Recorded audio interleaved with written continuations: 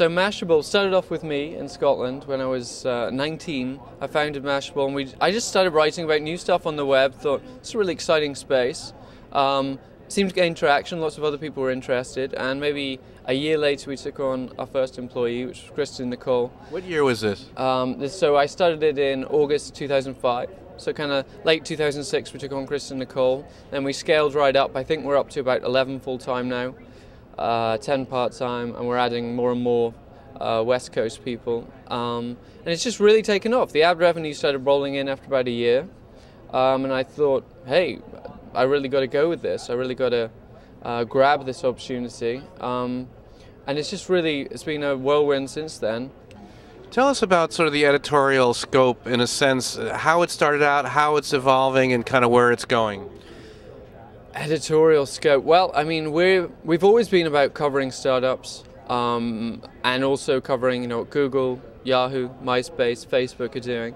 I think editorially, we're headed. I think one of the complaints about blogs in general is that they're doing a lot of quantity right now. So we're headed towards, hey, how can we make every post unique? How can we focus on quality? And we're just about to switch our model for all our writers, so they're going to focus on quality, and we're going to incentivize them to do really high quality, interesting stuff that gets a lot of engagement from our readers. But we're also, editorially, I think we're headed more towards maybe niches, and I can't really speak too much to that right now, but we're really interested in, hey, there's a lot happening on the web, how can we cover some more outside of our current spectrum of techies? You guys have been covering the online video space, as part of what you cover.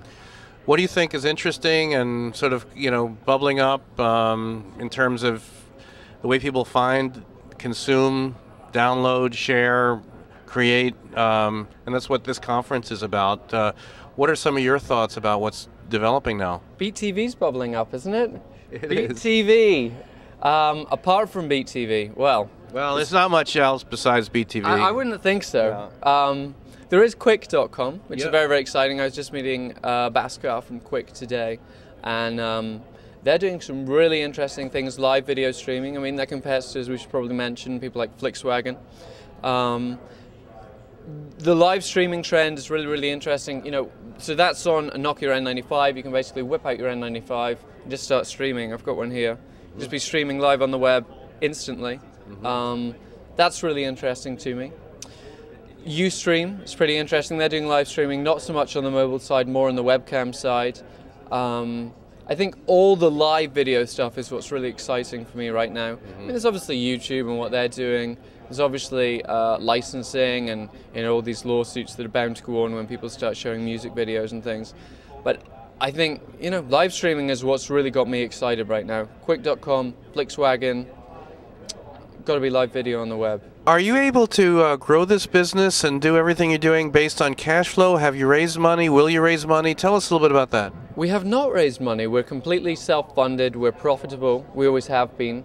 And yeah, we run it cash flow positive. So it's really great that we can do that because we get such ROI per writer, per editor, because they work so hard. And so many of our team are just, A-class people. That we really haven't had to overhire, we haven't had to overstretch our boundaries, we can grow and grow organically. Would we take investment?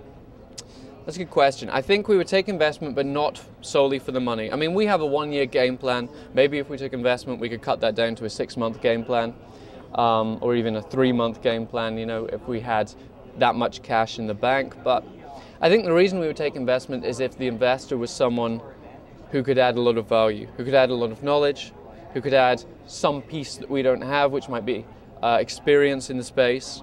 We would take investment on that basis, on the basis of experience, on the basis of connections, on the basis of value add. If someone really, really experienced, knowledgeable came to us and said, we're interested in investing, then we'd sit down and talk. But right now, we're in no need of the money, so it would have to be some kind of value add.